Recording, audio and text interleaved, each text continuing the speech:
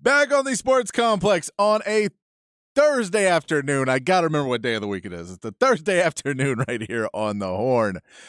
We will be talking some Big 12 football, and we'll talk Texas football. Look, if you guys on the text line, 512-447-3776, you guys drive the show. I just try to keep it on the rails. If you guys want to talk Texas football, send in what you want to talk about, and we'll talk about it. It's a bye week. We're going to have a lot to talk about in Texas football. So we're going to talk about another game that's happening tonight in Big 12. We'll talk some Big 12 football. We'll talk some Thursday night football. We will talk maybe a little NBA news in there. We'll give you some stuff previewing Texas, Houston. We'll talk about that because Houston is in action tonight. Maybe we'll talk a little bit about the NFL trade deadline is looming. Talk about some of those teams and getting you off early. 6:45 to Vandergrift football on a Thursday night lights game and game on Thursday. So we'll be off at 6:45 for Vandergrift pregame against Round Rock happening tonight. That'll be a good Thursday night game. Lots of good Thursday night games to we'll start off by saying we got the series I've been hoping for basically all of the baseball season. Once we figured out the Rangers were going to be good and they were sticking to it after the All-Star break, he said, man, I really would love to see an ALCS, not just a ALDS, a 7-game series, ALCS, between the Astros and the Rangers. Last night, Astros get their part. Rangers already swept the Orioles and got to their part. So we get Astros-Rangers. And if you missed the Verlander postgame, the locker room speech, Dusty Baker, they said for Dusty to give a speech, and he says, I'm giving the World Series speech. So he said for Verlander to give one. I have had to censor this. Here's Verlander on cheering on or speaking to the Astros after that win. Boys, this is one of those seasons, nothing went our way early. We battled through injuries. Yeah. We grinded. I wasn't even here. I'm happy to be back. Yeah. Seventh time. All right. Don't take that for granted. On 7, everybody pop these motherfuckers. 1, 2, 3.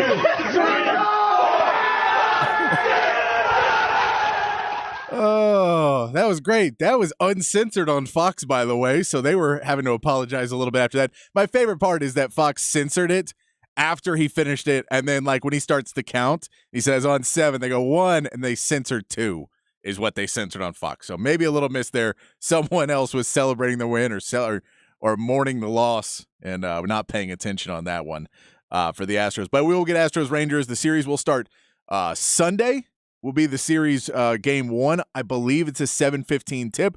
I'm not sure what pregame will be on our stations, but we'll tell you that when we know that.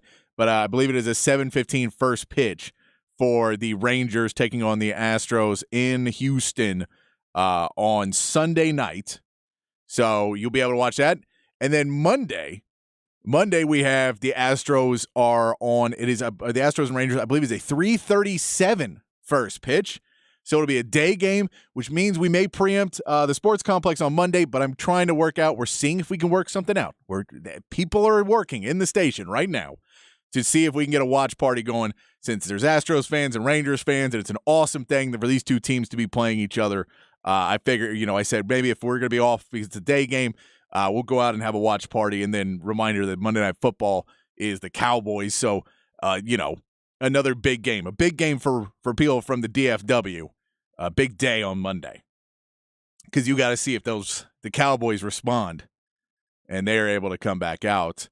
But let's get to some action. Remember, text line is open, 512-447-3776. 512-447-3776 is the text line if you want to talk some Texas football. We're going to talk a little bit of Big 12 to get started off. If you have anything about Texas you want to talk about, we can get to that. My man Victor, the voice of Nelson Field, brings up a good point that Texas does still have the opportunity. If they win out, they could be playing an undefeated Oklahoma if Oklahoma gets there. You would assume if Oklahoma plays, they play West Virginia, so they would have to beat West Virginia, which means they would have one loss. West Virginia also plays tonight.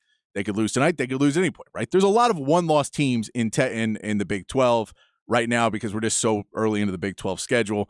And once you get in the multi-team tiebreakers, it gets a little bit more convoluted. But I believe basically the fact that Texas beat Alabama in non-conference and they're undefeated in non-conference is a help in it if you get really far down the polls and like really far down where it goes.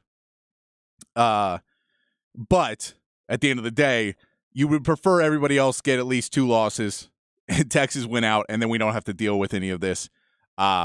Which would, that's the thing we'll talk about tonight with the West Virginia and Houston. Victor, voice of Nelson Field, says, hey, Patrick, here's a scenario that may still happen. Texas wins out, meets an undefeated Oklahoma in the Big 12 championship, beat Oklahoma. Does Oklahoma and Texas both go to the playoffs? No, I do not believe so. The main reason they wouldn't, and now they may if the SEC eats itself or if the Pac-12 eats itself and the Big 10 eats itself. But I think they would rather have Ohio State and Michigan both get in. They would rather Georgia and Alabama or Georgia and somebody. They would rather 2 SEC teams get in. They would rather 2 Pac-12 teams get in. But if you say USC is going to get in, if USC runs the table, they get in. And if Michigan runs a table like they look like they could do, it's Michigan or Ohio State, either one of those teams. So they have to play each other. Whoever wins it, that's one team in. If Georgia runs the table, that's another team in. So it would have to be, if you say all 3 of those things happen, well, there's only 4 spots, and the 4th spot could go to Texas because I don't think the ACC is going to have somebody get in there. We know, Notre Dame's not going to get in right now. Notre Dame is out of it unless things go terribly wrong for a bunch of other teams. North Carolina technically could get in, but we assume that they're not going to win out, but they could. I think because of Texas, because it's a blue blood, because they did beat Alabama early, that they could get in. Oklahoma could win out and still be on that waiting to find out if a Michigan goes undefeated and Georgia goes undefeated and USC goes undefeated. And then another team like a North Carolina, then it starts to get a little bit more convoluted. But I history would tell you that some of these teams will lose. History would tell you that. But I do believe that if Texas beats Oklahoma, whoever wins that game, if that game does happen, they both win out. Everybody wins out. They go there. It is a game for who gets into the Big 12, the conference, the big college football playoff. That would be my assumption. But we'd have to see how everything else works out. But I appreciate the question there, Victor.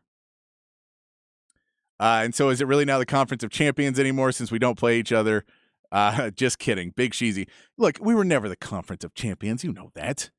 You know we were never the Conference of Champions. Come on.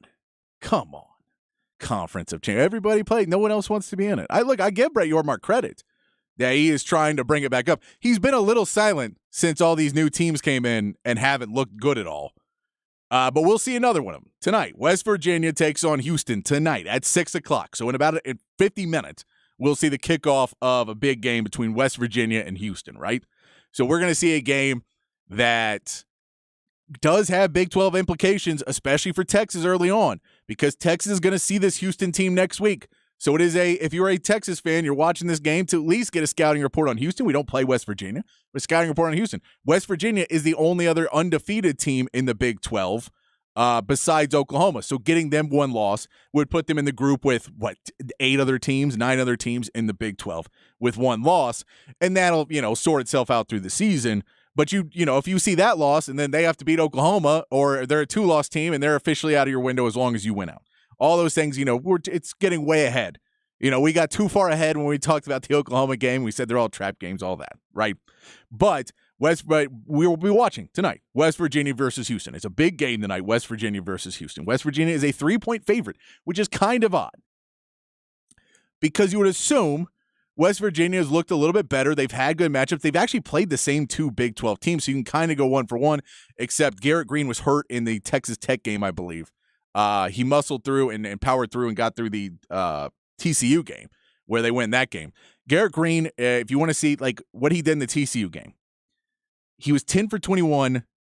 He had 140-something yards passing. Not a great passing game. He's just no touchdowns, no interceptions. Nothing spectacular passing, but he did have 80 rushing yards and 2 touchdowns. So he's going to get it done on the ground. Donovan Smith is 4th in passing yards in the Big 12 for Houston. This Houston defense is pretty bad. It's not a great, this Houston defense is not going to be able to stop them too much. I think if you're a Houston defense playing West Virginia tonight, your main goal is to make Garrett Green a passer. and to not blitz as much. You don't necessarily want to get a ton of pressure on him. You'd like to make him not be able to run. You'd like to contain him more than put pressure onto Garrett Green tonight. So we'll see if West Virginia is able to at least, or Houston is at least able to make Garrett Green a passer, because we know he's just not a great passer. He's under 50% passer right now this season. He can run the ball, though, really well. So you don't want to let him sneak out on the outside for you. As far as West Virginia for Houston, West Virginia just has to make sure that they are fully up on a Thursday night game when they're a little beat up and they're a little tired, that you're playing a Houston team with a coach who really, really wants to beat you. Dana Holgorsen would like nothing more than to go and knock West Virginia off their perch of undefeated in the Big 12. We know Dana Holgorsen is going after them.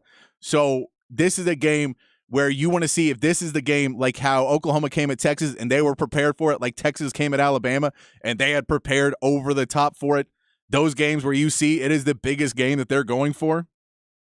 This for Dana Holgorsen, at least, and some of that coaching staff that were at Houston. This is their big game. This is the game where they really want to go. Plus, they're 0-2 in conference play. This is a game that they really, really, really need. So if Houston's able to have a game plan, if this was the game they've been game planning for, they feel that they know what Neil Brown's doing and they feel they have the option and they want to prove that West Virginia is overrated and that Garrett Green is not the quarterback that they want to go make that impression, that's where you could see a Houston kind of pull the upset tonight. That game's tonight at 6, though. So we're talking about now, but this seems like West Virginia's game. Houston just has not looked good at all through their first couple Big 12 games. I don't, Donovan Smith is going to have a better game. He's throwing the ball pretty well, but that's because they don't have a run game. You're going to have to figure out how to get a run game going against this West Virginia team that has played pretty good defense, has shut down some teams. So it seems like it's going to be a difficult run for Houston tonight, but I think as Texas fans, you're rooting for Houston in tonight's game because we don't play West Virginia. We can't beat them. We're playing Houston next week. That's the game we're going forward to. I'll play some sound from Hook 'em Up where they are previewing that a little bit more as we play Houston. But there's a game, we'll be keeping an eye on. And I know Thursday Night Football is happening as well. We'll be getting into that. But that's a little bit where we have to get into. Let's get back to the text line. 512-447-3776. Text line is open. Talking college football playoffs when we can't beat a mediocre Oklahoma. I don't know why you want to be we're going to talk college football playoffs still. You're number 9 team in the country. I think anybody in the top 10 is going to talk college football playoffs. If we were 22, I think it's a little outlandish, but we're number 9 in the country still. And it's not, we don't know if it's a mediocre Oklahoma. We know Dylan Gabriel is now in his Heisman talks, that Dylan Gabriel is now being lauded as one of the better quarterbacks in college football this season. People are saying he's above Drake May, who is a Heisman front runner. It's him and Penix and Caleb Williams are kind of the front runners right now, I think, for the Heisman Trophy. So we want to say that those guys are the Heisman Trophy front runners. I wouldn't say that they're a terrible team. I don't know if they're a mediocre Oklahoma team, but they have some good players on it. We should have beat them. Texas should be a top 5 team. They should have beaten Oklahoma, but I'm not going to say we shouldn't talk college football playoffs when that's kind of still the goal, is to win the Big 12 championship. That's still the goal, to win the Big 12 championship. And if you win the Big 12 championship and you are and you have a one-loss team that wins the Big 12 championship against an undefeated Oklahoma, then are you just saying the Big 12 does not deserve to have a person in? We shouldn't even talk. Just Big 12, done. It's either a mediocre Oklahoma gets in there or nobody. I think there is. I think you have an option there to talk about college football playoffs. Back on the text line, let's get some Rockets talk. The Pelicans tonight will crotch puncher strike again. Yeah, I don't know if Dylan Brooks is going to come out there and strike the crotch again. The Rockets are going to be fun to watch this year. I don't want to get too far into NBA talk right now. We'll do that a little bit more in the 6 o'clock. I'll get into a little bit more NBA talk. We got a little bit of news on that because there's a game to keep an eye on tonight. So you can keep an eye on the Houston game as well. Preseason is fun for these teams, but preseason is for like a Houston team is somewhat misleading because defense doesn't really get played well in the preseason a lot of times. And with Ime Udoka, he wants to have a more defensive team. You get a Dylan Brooks to be defensive, and then he makes a cheap shot and gets blown out of the game. Really, you just kind of want to see if Jabari Smith is taking steps forward. I think if Jabari Smith can be a little bit more assertive with the basketball, if Fred VanVleet can merge with Jabari Smith and then keep that going with Jalen Green and get Jalen Green to that next step, you just want to see those young guys take those next steps in their program. And that's really what you're watching for. Can those guys look more comfortable playing with each other? Because it seemed like under Silas, the Rockets just – it was basically there was confident guys on that team and not confident guys. And the problem was some of their better players were not the most confident guys. They weren't the guys that you see at the gym who are going to jack up 25 shots and make none of them. By the way, I will tell you, tomorrow morning, be on the lookout on our YouTube page because we went out after the morning show and Ty wanted to do one of his challenges. And so he challenged me to a game of horse. And my man Jacob Standard will be on the show tomorrow, film the thing. And Ty had a lot of confidence. I'll just say I'm telling you about it. So that should tell you how my confidence level is after the event. But the video will be out tomorrow. So watch that. And depending on how Jacob edits it, then maybe I was the best basketball player who's ever lived. Or maybe I missed a bunch of shots. We don't know how the edit's going to go. I can't tell you how the edit's going to look. But check that out tomorrow. But I am curious to see how the Rockets look as the season goes on. But I want to see them more in the regular season. There's not a ton to see what's happening in the right now and for the Rockets because they want to be a more defensive team. Şengün has looked okay in their first game. He needs to take a step forward. They have a lot of young talent on that team. It's just, can they play together? And I don't know if preseason we're going to see that too much. Kind of like with the Spurs. You're not going to see too much until you get Wembanyama playing against other starters. The Heat have already said they're pulling out like their top 12 guys aren't going to play or something. It's the injury report for the Heat or who's not playing in the preseason game for the Heat tomorrow on TNT for the Spurs because everyone's doing preseason coverage because of Wembanyama. That injury report is crazy. All right. We'll get back to text line, 512-447-3776. You got something you want to talk about there? We'll get to the big fat poll in just a minute. But 512-447-3776 is the text line. We're going back to you guys today. It's a bye week, so we're a little bit more lax in what we're talking about. Tomorrow we'll get more into the weekend games when I have my man Jacob in here, and we'll start making our picks, and we'll see how bad we did last week or how good we did. Who knows? But we'll get into more of that tomorrow and get through our weekend and plan your weekend out for guys who, if you're a Cowboys and a Longhorns fan, then you got no Longhorns on Saturday or Sunday, and you got no Cowboys on Saturday or Sunday. We'll talk a little baseball as well. If Philly can close it out tonight, or if the Braves come back and push it to a Game 5 to see who will be in the NLCS. But I do want to mention the Thursday night football game too. We may talk about this a little bit more in the 6 o'clock if we have time. But something just interesting to know and something to look at.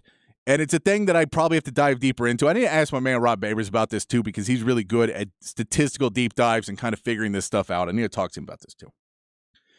But something about Russell Wilson in this, and it's through his career arc, and then it's in the last 2 years, but especially this year, that if you look, there's a couple different rating systems for how you rate a quarterback. And Russell Wilson, in two of these that are pretty standard procedure now, passer rating and QBR. Now, QBR is the thing ESPN came up with that they felt passer rating could be misleading because passer rating is kind of here's a combination of stats. So if we take, your completion percentage and touchdowns and all of that, we'll put them all together, and that's your passer rating. QBR takes in other factors. QBR takes in, the strength of skill, like who you're playing against. And there's parts of it where it goes into factors of how much are you doing on the play versus how much other people, and the average yard of pass and sacks you take and all these other kind of factors that come into it. Are you really helping your team? And it's basically they figure it's a more correct term of efficiency. So your passer rating can be your overall stats and how well you're doing you're putting up numbers, whereas your QBR can be considered more, is what they say it is more about the efficiency of what you're doing. So if two people clean a house and the house is spotless both times, your passer rating would be the guy who cleaned the house even more you're like everything's shining. And the QBR would be the one who got it really clean, but got it really clean in half the time. It's just more efficient.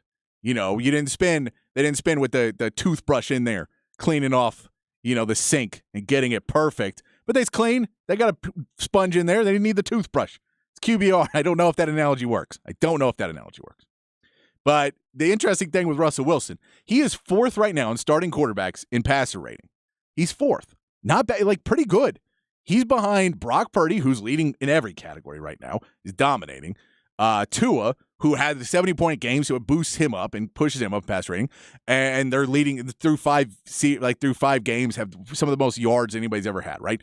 So Tua's up there. And then Justin Herbert, who plays in that Chargers offense, and we know Justin Herbert can put up numbers. The Chargers always put up numbers. So if you have all of those, number 4 in that is Russell Wilson.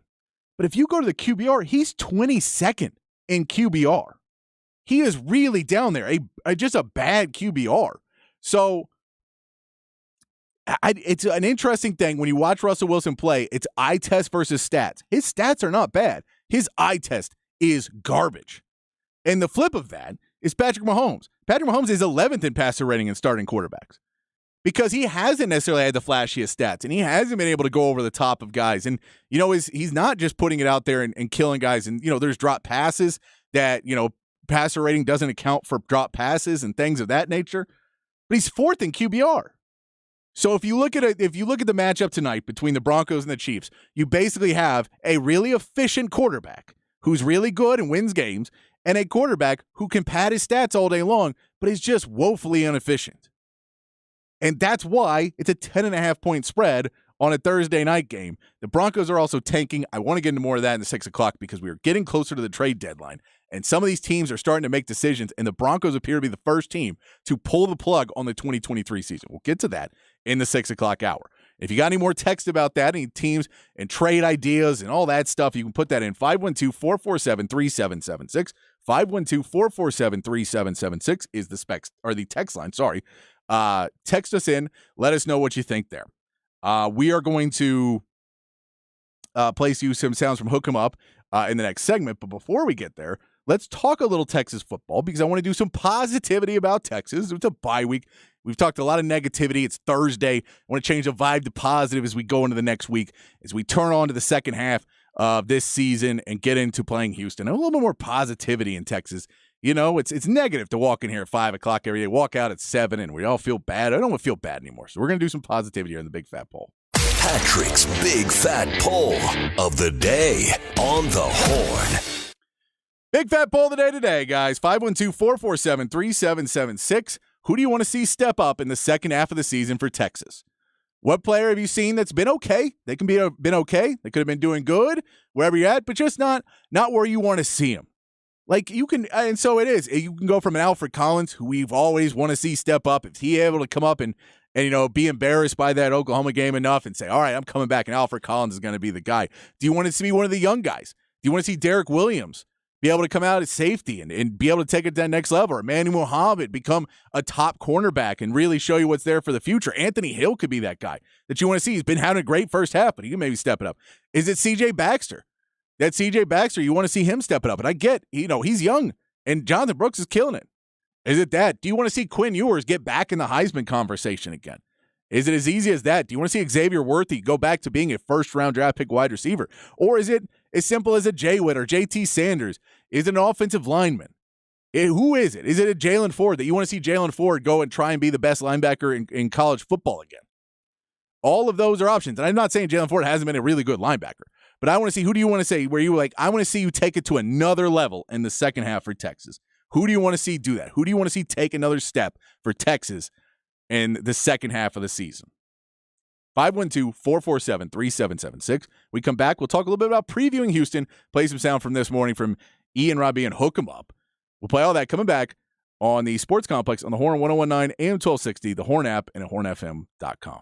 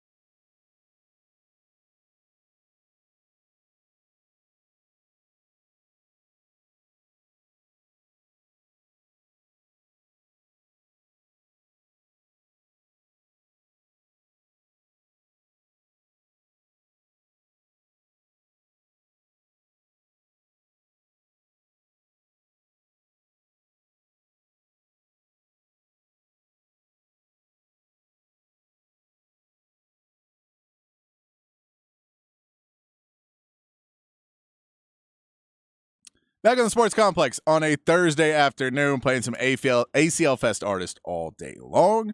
I may sneak some stuff in later. We'll see. We'll see what we put in. But we got, we'll see. Tomorrow will be a 512 Friday, but we've been playing ACL Fest artists all through the week. Text line's open, 512-447-3776. Talked a little NFL, talked a little college football. Text line is doing great. I appreciate you guys. It is so much more fun with you here on the show instead of me just rambling by myself without any interaction. I appreciate it. We get a text. Who is saying Gabriel is in the Heisman talk? That's wild. OU played out of their mind that game, and we didn't show up on time. They will lose 2 games. They may. I'm telling you he's in the Heisman talk because he is in the Heisman talk. It's not me saying it. It's not me saying it just out of nowhere. If you go look at the odds, the betting odds for the Heisman, he is now 4th. He has jumped up to 4th. Michael Penix Jr. is leading the way, then Caleb Williams, Bo Nix, then Dylan Gabriel, Jordan Travis from Florida State after that. Drake May, who was ahead of him to start season, is 6th. I believe Quinn Ewers is down to 9th now on that list for Heisman odds.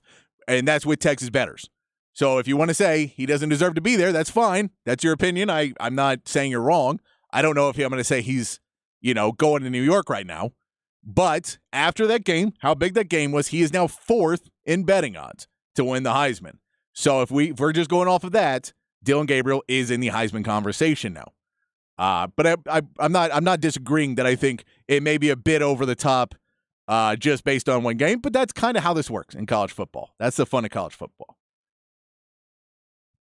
Let's go over Steph Curry unconscious, messed around and had a triple-double.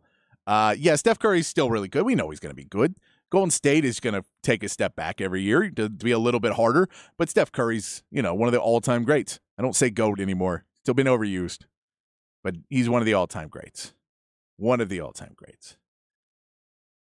Let's go over to Jello Cat. Says, which teams are the biggest disappointment so far in the NFL and college football? And conversely, who is the biggest positive surprise? I don't know in college football. I have to go deeper into, there are some teams that are definitely disappointments that you thought would be better. Like LSU would probably be one of those teams that would be at the top of the list of a disappointment that you wouldn't have expected. I think North Carolina is doing better than anybody thought they would, being undefeated, having a great start so far. Colorado, as much as they had a 2-win, I believe that was the betting line at the beginning, so people did not think they were going to be as good as they were. In the NFL, the Bengals are clearly the biggest disappointment so far, and they're going to try and turn around. I think the Broncos are somewhat, but the Broncos were terrible last year, so they didn't expect it. And people were saying the Bengals could be in the Super Bowl this year. And right now, they could be a lottery. Like, they could be a top 5 pick right now. So if Joe Burrow never gets healthy, then the Bengals would be on that list. If you got someone you got to send in, and Jello Cat, you can have your own, 512-447-3776. And I mean, as far as NFL surprises, I put my Texans on that list solely on the fact that I think, people thought that they would be the number, like they could be the worst team again, and they may be able to step up and be that. But other than that, I think we're pretty even. The Cardinals are a little bit better than we thought they'd be. But I don't know if there's anybody else. I may be missing somebody. If I'm missing somebody, text it in to me. If I'm missing them, I can't look everything up while I'm hosting, so I appreciate that. Let's see who people want to see. We asked a big fat poll of the day. We'll get to those answers. Let me play this clip for you real quick, and then we're going to get to your text, 512-447-3776. I do want to play this clip for you from Hook 'em Up, kind of previewing Houston and giving you a look. This is from this morning, 6 to 11 a.m., weekday mornings, right here on The Horn. Rob Babers, Aaron Hogan, the best morning show in all of sports radio. Here's some Hook 'em Up talking about previewing Houston. Looking ahead. We don't got to talk about Oklahoma anymore. Let's move ahead. Look who it is on the Vaqueros hotline. He is our friend Mike Craven, Dave Campbell's Texas Football, the senior writer covering college football at a very high level. Also my co-host on the Eyes on Texas podcast and multicast that is out again this week, a full Red River rivalry recap. You can find that on iTunes, Spotify, and, of course, at the YouTube channel of Dave Campbell's Texas Football. Also on Twitter at Eyes on Texas FB, Eyes on Texas Multicast. Mike Craven with us. Mike, how are you, bud? What's up, Mike? Doing good, guys. How are y'all? Great, brother. Hey, you were at, before we get to your thoughts on Texas and OU, because I know you have a lot of them, but you were at Texas A&M last week and saw the Aggies lose to Alabama in a game where Aggie fans rightfully frustrated, where their team probably outplayed Alabama, but Jimbo Fisher Aggravating, I think, to Aggie fans what they saw last Saturday. Yeah, I think when you combine what was in front of them, with those decisions, you beat Alabama at home and you're all of a sudden in the driver's seat for the SEC West. You're a top 20 team. There's talk of like college football playoffs and SEC championships and all that kind of stuff after a 5-win season last year. Instead, you punt 3 times in plus territory. You settle for field goals in situations where I think a lot of people wanted you to go for touchdowns. You misuse your timeouts. You kick the onside kick late after kicking a field goal to keep it a touchdown game. And so it felt like one of those ones that got away from A&M. It wasn't one of those games where Alabama was clearly better and A&M had to upset them. I mean, A&M was just as good, if not better, as a football team on Saturday against Alabama. And because their coach kind of played not to lose, they ended up doing just that against Nick Saban. Yeah, disappointing. And 108,000 though. You were there.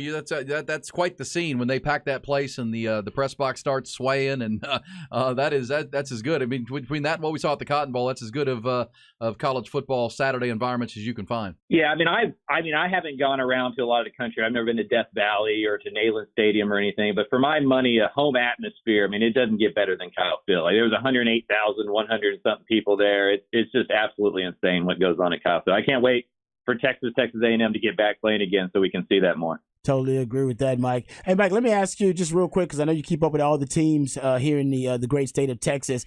The next opponent for the Longhorns is going to be U of H. U of H is going to be in action tonight, facing West Virginia.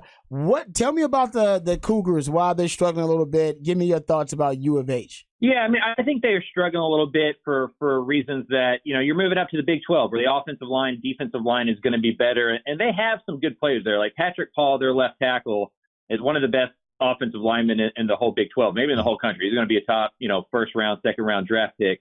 But they don't have a lot of depth after that. They've lost 11 offensive linemen to the portal over the last 2 years. Some of that, on purpose, where they're trying to get rid of some guys. Some of that, because other schools are coming in there and taking them. And so they're going to have to get bigger on the offensive line. They're going to have to get bigger on the defensive line. Think Texas when Steve Sarkisian got here, right? Like just the idea of not having as many bodies, trying to transform from an American conference roster to a Big 12 conference roster. If you ask the coaches there, they feel pretty good about their first 40 players. It's that next 40 where they're going to have to get better and better and exchange some, old G5 level talent recruits with some new Big 12 talent recruits, and then give them a couple years to develop and become Big 12 caliber players. You've been around that program, Mike, down at Houston with Dana Holgorsen. Of course, he left West Virginia to take that job and try to take that program to a higher level. What's the level of comfort do you have in that they have in him with Tillman Fertitta, who's kind of one of those guys that wants results and maybe not seeing it? Is how safe is Dana Holgorsen, win or lose tonight? I honestly think he's pretty safe. You never know with college athletics, but they're investing so much money into other stuff. It's hard to imagining them coming up with the money to buy his buyout. He was given an extension and a raise after that 12-win 2021 season. They had a really good year. And then they kind of fell off a little bit last year, but still won 8 games, which I think was pretty good for Houston. And so they knew that this first year was going to be tough. They didn't know it was going to be this tough. I think really for them, it was losing to Rice. It hasn't been their results in the Big 12 that have raised some eyebrows. It was that loss to Rice. But, they're building a new end zone facility. They're building a new practice facility with like offices and stuff. Tillman Fertitta, is kind of re-energized into their Houston Rockets. And so I think that he's going to be safe, going into 2024. And then that's going to be the real year where we decide this stuff. Hey, Mike, let me ask you about Texas State. I keep seeing all these great stats about Texas State, and that offense is actually one of the most explosive offenses in the country, and they've had one of the biggest leaps of improvement offensively of any offense in the country. Tell me about the J.G. Kinney offense, personnel-wise, what makes it so unique, schematically, what makes it so prolific? Yeah, another guy to mention there is Mac Leftwich, their offensive coordinator. Kenny and him kind of, mad scientists, that thing. They're both under 33 years old. It's kind of just a bunch of young guys getting together and drawing up their favorite offensive plays and going and running them. Nice. It's kind of like, it reminds me of like, this is going to sound blasphemous, but kind of like Mike Leach early in his career when he had Dana Holgorsen, Sonny Dykes, and all those guys in the same office, and they were young. Nobody really knew who they were. They were doing all these weird stuff. I think what's cool about their offense is it's kind of a mismatch of a bunch of different stuff. Like it's got air raid principles. It's got that veer and shoot principle stuff. They do some option things off of it because of Kenny's time with Gus Malzahn. And so they're just really creative in the running game. They're really creative in the passing game. And I think one of the things that they do well and this is because they're, pretty much all of them are former quarterbacks. They kind of figure out what their quarterback can do, what their quarterback can't do, and then they just kind of throw away all the stuff they can't do. Like, hey, this guy can't run in plays. Like, we're just never going to run him. And so they put their guys in positions to win. They call plays that they know suits the strengths of their team, and they're pretty good at adjusting on that. Yeah, G.J. Kinney, kind of a rising star at this point after what he did in Incarnate Word and now early on at Texas State. They had a tough loss on Saturday, obviously, where they gave up 2 touchdowns in the last 5 minutes and lost to Louisiana, the Raging Cajuns, but it seemed like they were in control of that game. Mike, before we talk about more around the state, give me your thoughts on Texas and OU. We talked about it a lot on the multicast. One that got away for Texas, their own mistakes, right? What you said all year, and I think we all have. The only team that can beat Texas is Texas, and on Saturday you ran into an inspired and passionate Oklahoma team, and Texas kind of beat themselves. Yeah, I think it's a double-edged sword for Texas. On one hand, you made all those mistakes, you lost the game, and that's a bummer. But on the other hand, you turned the ball over 3 times, you had a goal line stand get stopped, you had a penalty on a punt that extended an Oklahoma drive. It was basically 5 free drives for Oklahoma in that game, and you were still ahead with 1:11 left in the football game. And so, if you're Texas, you're just trying to get back to that rematch, and you think if you can play a clean game, you're better than Oklahoma. I believe that as well. And so for Texas moving forward, I think it's just, the same thing, right? Like, limit the turnovers, play good defense, run the football. Texas is one of the best teams in the nation. I think we all can agree on that at this point. It's just going to come down to execution, motivation, and just discipline, really, the rest of the way out, I think. No, I agree with you on that too. The Big 12. Let me ask you this really quickly, Mike. The Big 12 is if you take Texas and Oklahoma out of it, of course, because they're looking forward to the move into the SEC. Is this as down as you've seen the Big 12 ever? Yeah, I can't think of another time. I mean, honestly, whoever wins this Texas Tech Kansas State game this weekend is probably the lone challenger remaining. Mm-hmm. And just kind of think about that, just with how Tech has played this year and what Kansas State has been. It's definitely a down year. It's a bummer. I'd imagine if you're Brett Yormark and you gave him some truth serum, he wouldn't be too excited about having it this year, right? As the down year, he wanted this year to be one where maybe somebody could spoil that party. But it doesn't look like it. Tech is still in a second year on a head coach. They need another year or two to kind of get better in the trenches. Kansas State lost, Deuce Vaughn, which, I think everybody thought they would just be able to replace him, but you just don't replace a playmaker like that. And so it doesn't look like Texas or Oklahoma have any real challengers. And I would bet most of my next mortgage on the fact that those two, have a rematch in Arlington in a month. Yeah, I would agree with that. Early December. Yeah, K-State, Texas Tech this weekend. Jones Stadium in Lubbock is a big one. Kansas is at Oak State in the Big 12 this week. Also, West Virginia and Houston tonight. That's the Thursday night game. What about TCU, Mike? You've seen them. You've been up close. You wrote the cover story on Sonny Dykes for Dave Campbell's Texas football. They're 3-3. They lost to that West Virginia team we're going to see tonight. They obviously not the same year as last year. We knew they were replacing a lot of players. They're going to play BYU on Saturday afternoon. What's going on in Fort Worth? Well, they can't score. I think the defense has been on par with what the defense was last year. Not great, but definitely not bad. Winning. You can win in the Big 12 with that kind of defense.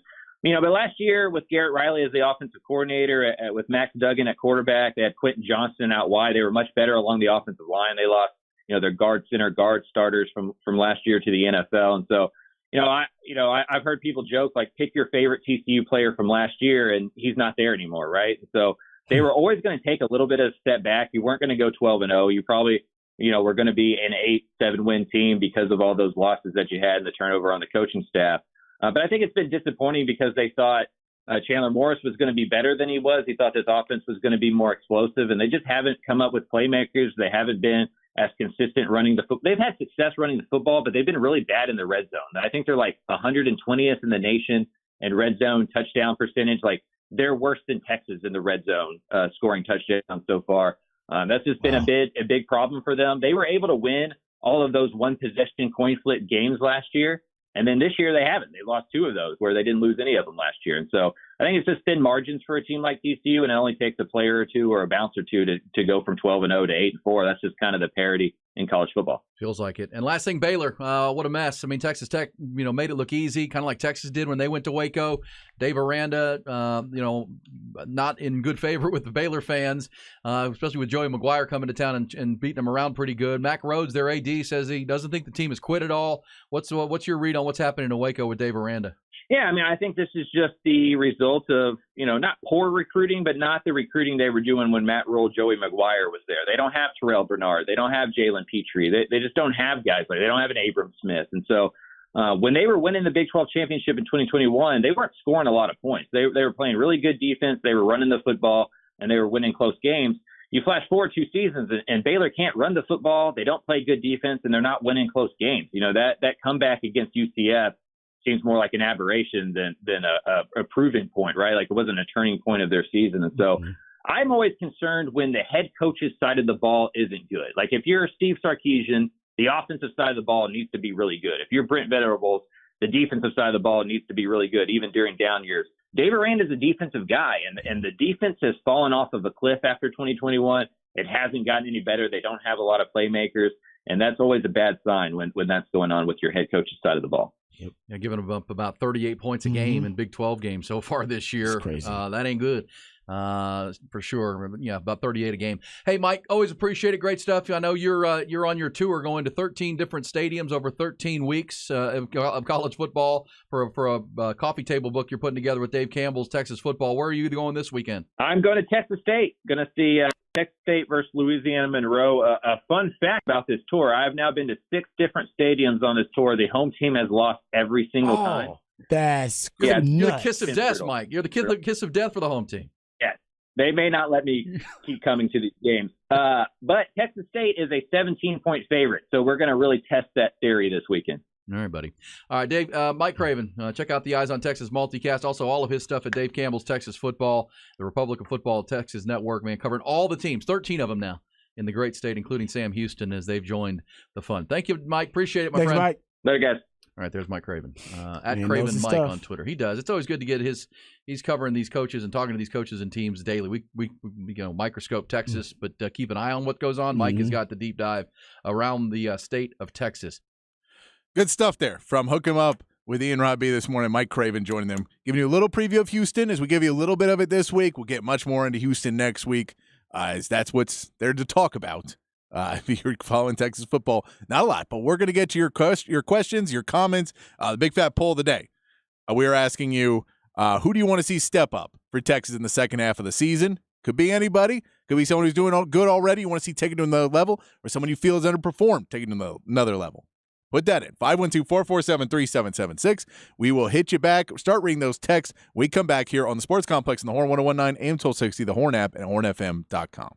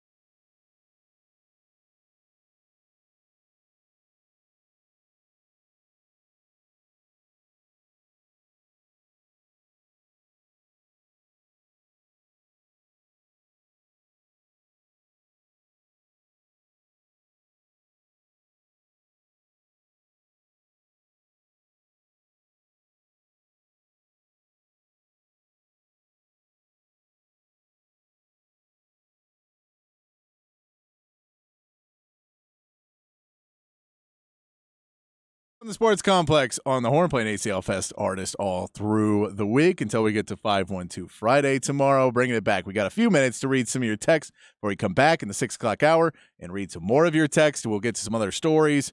We'll get to all of that. If you got any question, anything you want to be hitting the 6 o'clock as well, hit that up. 512-447-3776. As well as the question of the day, the poll of the day. Who is the player you want to see for Texas step up in the second half of the season? Really step up and be a star. We talked earlier about, people didn't believe that Dylan Gabriel is now in the Heisman. Is he fourth in Heisman? Quinn slipped to ninth. Do you want to see Quinn get back in that conversation? We'll hit the text line over here. We get a text here that is saying, Sark. You'd like to see Sark step up in the second. I think this has been one of his better years, but yes, red zone Sark, 100%. You want to see red zone Sark step up in this game. West Texas Andy says Ewers and then Catalan. Yeah, he's been on a pitch count. So hopefully that count will go down. I know he gets hurt in the Oklahoma game. So hopefully he'll get a little bit more healthy. But that pitch count will kind of go down. I know as much as Sark is saying there's not a pitch count, it seems like there's a pitch count. We all believe there's a pitch count. So whatever Sark says, we may not go with it. But I agree with you. I'd like to see Catalan step up too. And I think that would be just a little bit more playing time and being able to step up, especially against some of these teams that may not have the talent level of some of the teams he's already played. My man Chan over here. Longhorn positivity. We don't play this weekend, hence no chance of losing. Yes, that is always the positive side of a bye week is we cannot lose. However, off a loss, you'd really want to win. You really, really want to win. Big Cheesy, your reference for Steph Curry was about me playing horse with Ty. Check that video tomorrow at the Horn Austin. I believe it's our YouTube channel at the Horn Austin on YouTube. That'll be a fun video coming out tomorrow. I never thought that the outcome was in doubt. Me playing horse with Ty. I don't know. There's a few people at the station. Like I think Mike Harge, my old guy, I think he could have maybe up there, but I don't know how many. Maybe Zay. I haven't seen Zay play in a long time. Maybe Zay could. I don't know how many people I'm too worried about. Aaron Hogan was supposed to be part of it. He had a headache. Couldn't get out there and shoot with us. But maybe we'll do it. Maybe we'll do a game of horse with Aaron Hogan at some point. We'll get back in and go show some more and beat some other guys. I'm not saying I beat Ty. We'll have to watch the video tomorrow. But I'm talking about it. So who knows? For Locksmith Alex, outside of the state of Texas, what do you think gets a higher rating Saturday? ALCS Game 1 or Giants in Buffalo? I would say Giants in Buffalo would. I know that people want to hate the Astros. If you're hate watching the Astros and you feel the Rangers could get them, then maybe that'll get some more.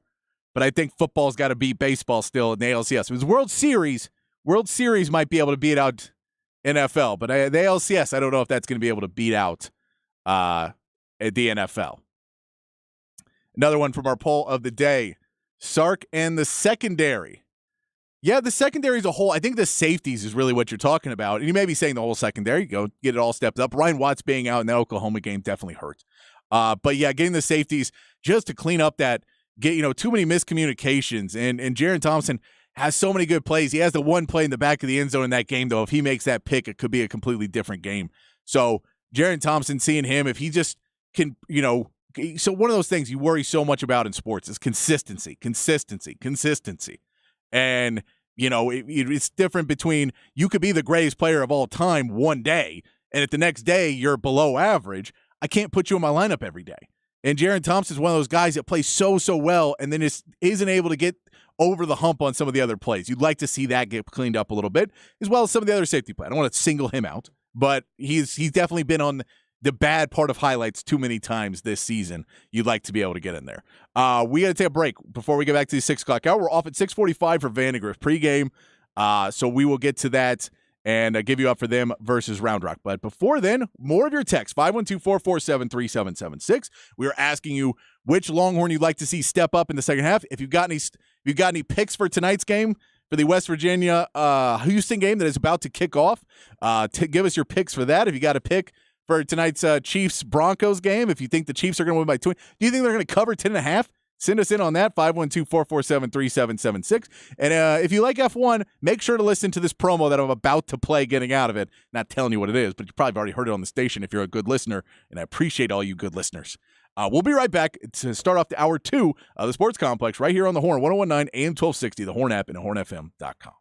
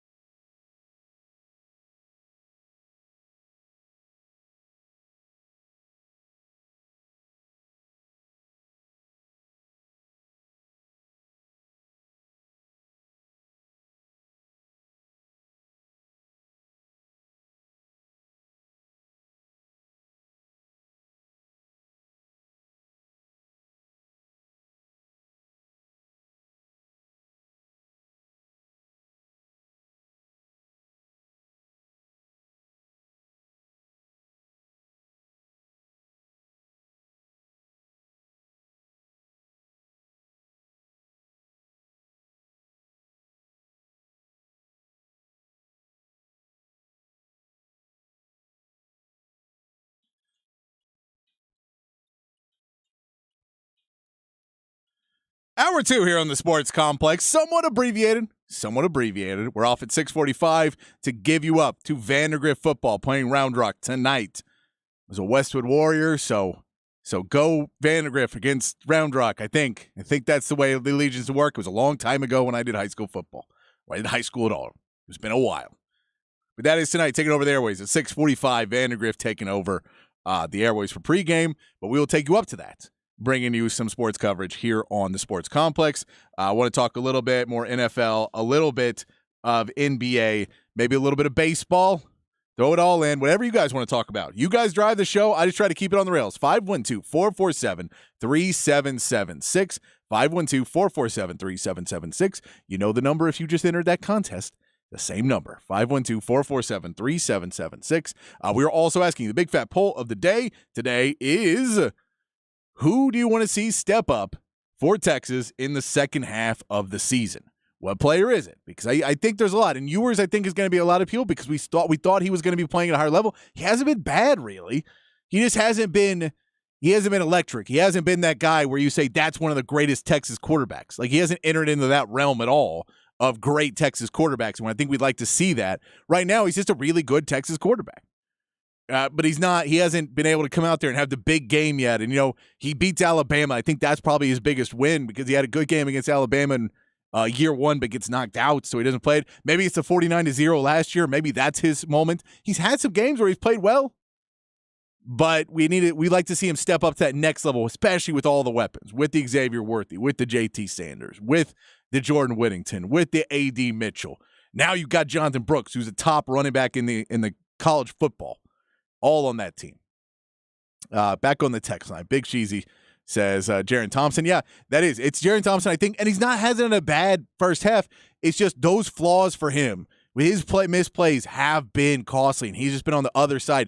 It's like Sean Bradley. Sean Bradley wasn't a bad NBA player, right? But he is on so many posters because he's just a big guy in the wrong place at the wrong time, and he really wanted to win, so he didn't know to get out of the way. But it wasn't a bad player. It was just he's on everybody's poster. Everybody wanted to dunk on him. There's those guys that always got dunked on and posterized. And I feel like Jaron Thompson's got posterized a few too many times in football for the Longhorns this season.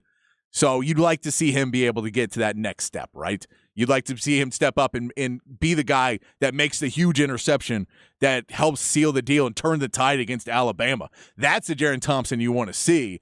The one who could have had a big one against Oklahoma and just bounced it off the hands. And I guarantee you, he hates that play more than any of us could ever say that we hate it. I know that that's a haunting play, and it's going to take him a while to get over. He's got the talent. He makes a lot of big plays. You just want to see him not be confused and not be, and some of them are not all his fault either, but that communication to make sure that's right. So I get it.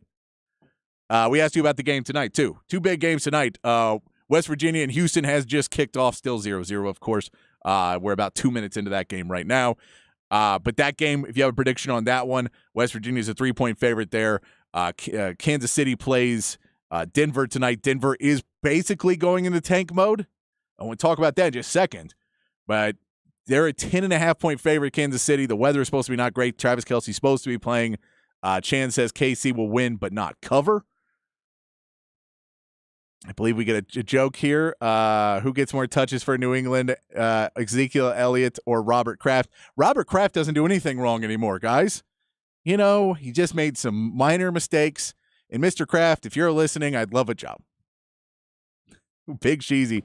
Also, X-Man. Xavier Worthy is somebody that, I get that other teams are game planning for him, and that's kind of where you'd like to see A.D. Mitchell step up and be that guy on every play and be the guy who gets separation on more plays to make people have to respect him at that level, to pull the defenses off of Xavier Worthy and let him get some more passes.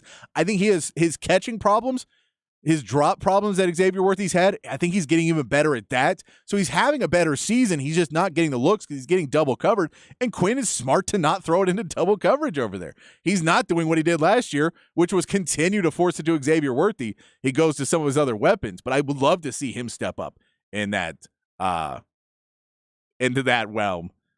Broncos by 24 from Chief Engineer. Peyton surprised everyone and brings back Drew Brees. Puts bounty on Mahomes. Puts big straight cash winning Big cash bag waiting for the guy who knocks him out. Seriously, though, as a Raiders fan, I hate both of those teams. Can they both lose? That would be cool. No, but your Raiders can keep losing, Chief Engineer, and they get a win. I know they got a win, but we can't. Come on, it's Kansas City still. They're really good. Until you get rid of Josh McDaniels, you don't even have to worry about the rest of the division. Josh McDaniels will make football not fun for you. You don't even have to worry about those guys. We did say, he also said Heisman is a beauty pageant. It doesn't have the same gravitas. No, but the commercials are cool. And I'd love to see another Longhorn in those commercials. That'd be fun one day to have another Longhorn jersey and maybe have Bevo in those commercials at Heisman House. That'd be nice to have again. I'd prefer to have that. But, we kind of got screwed on it with Vince, and we kind of got screwed on it with Colt. Maybe that's a homer in me. I will fully go on a limb that may be the homer in me. But as a Texas fan, I feel that we should have had 2 in that Heisman House. And trust me, Vince will be in every one of those commercials. You'd have no problem. Colt will be there now. He says, Cardinals aren't calling me back. I'll go be in those commercials too. Yeah, I think both those guys could have been in there. But we'll get past that. I do want to mention, though, something about the Broncos. Is now they have Frank Clark. They've moved on from him, which, he was kind of near the end, and this Broncos defense has just been garbage. But they're also saying the Jerry Jeudy experiment may be over.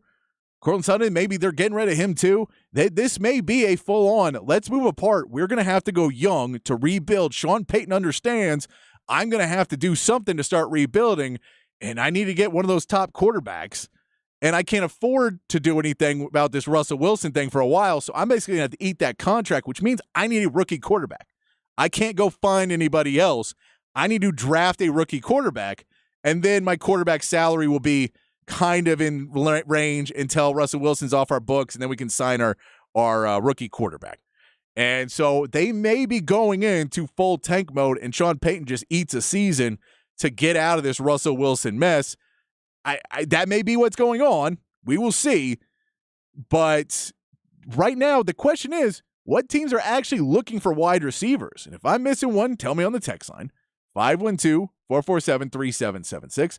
512-447-3776.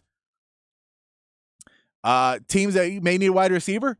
The Patriots don't have any wide receivers that are playing well right now, but are they going to really go out and make a move when this team seems like they may be in the hunt for a quarterback, and maybe they will, if the season doesn't go right in the next couple of weeks and they lose a couple more games, maybe they're now trying to get in those bottom picks and go get a quarterback. Pittsburgh, you figure they're not going to go get another quarterback. They're still going to be bought into Kenny Pickett at least for another season, but they may want to go out and get another wide receiver. They may not feel they got Pickens on one side, but if you add in a Jerry Jeudy on the other side, maybe he gets open. Do the Texans want to go out and say Jerry Jeudy's young? Maybe we'll add him to this wide receiver core. You have Woods right now who's playing well. Noah Brown's coming back from injury. We'll see if he gets back in. Tank Dell when he's healthy, but he's a small guy. And so that's one of those things you worry about with small players. You worry about how many games are they going to be able to play. We know he kind of got beat up a little bit, and he just fell really bad on that play, and it looked like it shook him up. So we'll be able to see there. Kansas City is a team that's always in need of a wide receiver. I think they may be more on a Sutton. That would make more sense to me, is a Courtland Sutton on them, because Jerry Jeudy just drops the ball, and man, if you're Kansas City, why on earth would you want to bring in another receiver that drops too many passes? That's Jerry Jeudy. That's his whole thing. He just drops way, way too many passes. If he didn't drop passes, if we just talked about his athleticism and his ability to get, run routes and get open, Jerry Jeudy, every team would want him. Every team would be calling right now. But those drop passes. Another team to look out for, Atlanta. Atlanta's another team that, they're starting to get there. They're starting to put some things together. They've already invested. They feel like they can win their division. I don't know if Desmond Ridder is the passer to get them there, but with everything else they got going, maybe if you get one of these right wide receivers or get a Jerry Jeudy cheap and add him in that lineup. We know the Falcons have had luck with Alabama wide receivers because they had Julio Jones there forever, and they had Calvin Ridley there forever. Maybe they'll get another Alabama wide receiver and see if he fits into the system. Somebody I'd put out there. If I'm missing a team, tell me on the text line, 512-447-3776. Tell me if I'm missing anybody. back on the text line. Chan says, why is Isaiah Neyor not playing more? I think Jonte Cooks even jumped him on the depth chart at this point. I think after the injury, he just hasn't been able to get separation. And for Sark, he really wants a deep threat guy. That's kind of what he wanted Neyor to be. And so if A.D. Mitchell can do more than him, he's going to stay on the field. He's shown he's keeping his guys on the field. I mean, he said in this that he feels bad. Yeah, he said on the press conference Monday that Sark doesn't like the fact that he hasn't been able to get Jonte Cook in these games more because he wants to stick with the guys he trusts. Trust very big for Sark. So I think he just doesn't necessarily trust him to get open. And why am I putting you out on the field if I don't think you got the speed anymore to get me open? It sucks. I feel bad for him. Hopefully they'll be able to hopefully, maybe he'll get another year and be able to transfer somewhere else and play or stay on Texas and play next year. I would hate for him to transfer to Texas and never really get to play in the uniform and that end his career. I don't think that's fair for him. I know college football and life and all that isn't fair, but I would like to see him go somewhere else at this point. I think he's a good guy. He just had a bad break last season in preseason to get hurt, and he just kind of dropped down that depth chart, and they've got too much talent on that team. This texter says Quinn needs to step it up, at least to Case McCoy levels. I think he's above Case McCoy in reality, but he's a really soft-spoken guy. So he doesn't necessarily seem like he's got to make the big plays because he could have a 350-yard, 3-touchdown game and no one thinks anything of it because we kind of all expect that from him. So like a 350 and 3-touchdown, you love that in a lot of years at Texas. But he's doing well at a lot of things. I think he's above that level, but I'd like to see him step above Major Applewhite levels. That's where I'd like to see him get. I don't know if he's above that in the hearts of Texas fans. And that's kind of where I'd like to see him get. Blake Gideon and Terry Joseph, some more coaches there you want to get stepping up. Longhorns in the Heisman House commercial. When's the last time Ricky was in one and Earl ain't never been in one? I think Earl was in one at one point when they first started out. But Ricky has been a long time too. Doesn't want to go deal with that and have the whole day. And I get it. If it's not your thing. I think Vince Young would love it though. I think Vince would have loved it. If we're going to take the whole Heisman Trophy away from Reggie Bush, which we shouldn't have, let's just state that out there, that's all BS. The NCAA sucks for what they did. And by the way, I don't have it printed out, but that wole thing with Tez Whatley, cheers to Mac Brown. Round of applause for Mac Brown for calling out the NCAA and just calling him out for ruining Tez Whatley and it's just a stupid decision that they want to do because they didn't like Mac or whatever reason they wanted to stick it to UNC. Maybe it was because UNC had the academic scandal and they didn't punish him for that. So they're going to punish the kid instead of punishing the school. But the cheers to Mac Brown for calling him out. And then they had to put out their stupid statement that said basically that Tez Whatley, we got new information. North Carolina said, no, you didn't. You're lying. You're lying again. You just realized you didn't read the room right. And you keep reading the room thinking that everybody's on your side because you only talk to each other. And then you walk out and everybody goes, we hate you, NCAA. You're the worst. and then you go, crap, and you fix it. So thankfully, Tez Whatley is able to play for North Carolina now. I hate when the players pay for grown-ups decisions in these and decisions made way above their heads. That's why I hope the Big 12 and all the reporters will be nice to the Texas players in postseason voting. I don't know if they will. I know some will hold a grudge, but it's not the players' fault. The players did not decide to go to the SEC. Now, they decided to go to Texas, and you can hold that against them all day long. They decided to go to Oklahoma, and you can hold that against them. But I would not hold against them. Cowboys could use another wide receiver. They have 3. I get Brandon Cooks is not playing well, but you don't need a 4th wide receiver. That is not the problem in Dallas. The problem in Dallas is not that Jerry Jeudy or Cortland Sutton is not there to get 4 receptions a game. You're already not throwing the ball to CeeDee Lamb enough. And when they asked Jerry Jones about it, Jerry Jones said, I don't know if I want to give him the ball more. I want to get everybody equal targets. Jerry, do not get equal targets to Michael Gallup and CeeDee Lamb. If you think that's the way to win football games, you need to sell the team or get out of managing the team. You get the best players the ball the most amount of time. And Michael Gallup is not close to what CeeDee Lamb can do with the ball in his hands. So if you think you want to target Michael Gallup as many times you target CeeDee Lamb, then the whole thing's off. You're not going to win any playoff games. You're not going to the Super Bowl. So you don't need another wide receiver. You need to use the ones you have. Brandon Cooks is a good wide receiver. Get him the ball. CeeDee Lamb is a really good wide receiver. Get him the ball. You don't need another one. Not letting it on you, texter. I appreciate your text. I'm letting it on Jerry Jones because he said that. We don't need to get him the ball more. I think 7 targets a person. That's craziness. That's just crazy.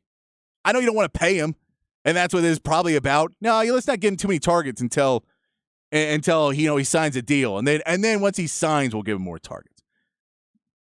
That's just terrible. Scarlett says the pass rush has to step up big time. Anthony Hill needs to become the face of the defense, both off the ball and rushing the quarterback. I'd like to see Anthony Hill really all feel that he's stepping in and he's the next DeMarvion Overshawn. He's the next Agent Zero. That he's going to come in, and when Jalen Ford leaves, the linebacking core is on good hands. All of that, I would say. I would love to see that. We will get into the Bears need a wide receiver. They do. But I like the Bears' problems are more than that. And the Bengals don't. The Bengals have 3 great wide receivers. They just can't get them the ball. The Bears, though, don't. They got Chase Claypool. And if Chase Claypool plays well for the Dolphins, it's over. It's terrible. Do you know those Heisman House commercials were filmed in Bastrop at the Calo Visto Golf Course? I did not know that. I did not know where they were filmed. I'm not up on that. But I appreciate that. I appreciate that text. And Chief Engineer Lamb is good. Yes, CeeDee Lamb's really good. That's what I'm saying. Some of these teams have, a 1, a 2, and then a 3. And you're not going to trade for a number 3 wide receiver in the NFL, really, unless it's a 6th or 7th round pick.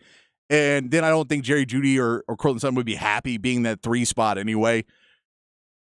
But Jerry to say, no, we don't want to get CeeDee Lamb any more targets. Really?